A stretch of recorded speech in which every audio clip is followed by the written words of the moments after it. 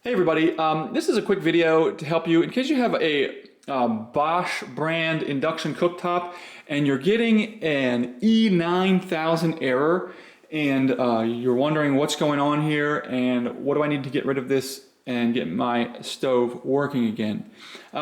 So the E9000 error comes up when the cooktop senses that it's not getting the proper electricity that it needs.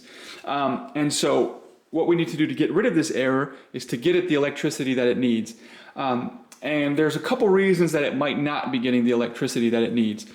Number one is you may have bought your cooktop in one country and you're plugging it in another country.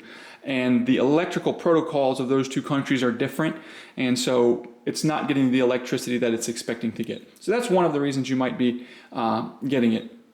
But a more common reason that you might be getting it would be something with the electrical supply. So this could be if you have it plugged in somewhere where you're using an extension cord, for example. If that extension cord is not heavy duty enough to carry the voltage, then the stove will not get the voltage that it needs and it won't work properly and it will throw up this error. And if that happens, if you do have an extension cord, the first thing to try to do to get rid of this error is to try to plug it in without the extension cord. Plug it in directly to the wall. Similarly, if it's on a circuit that's shared with other things, if something else is pumping a lot of electricity off of that circuit, it might create an unstable amount of electricity or an insufficient amount of electricity going to the stovetop.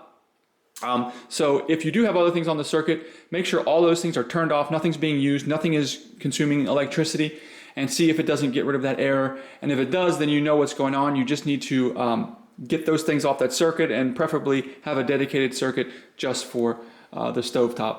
So anyways, I hope this video helped you. Thanks a lot for watching. Have a great day.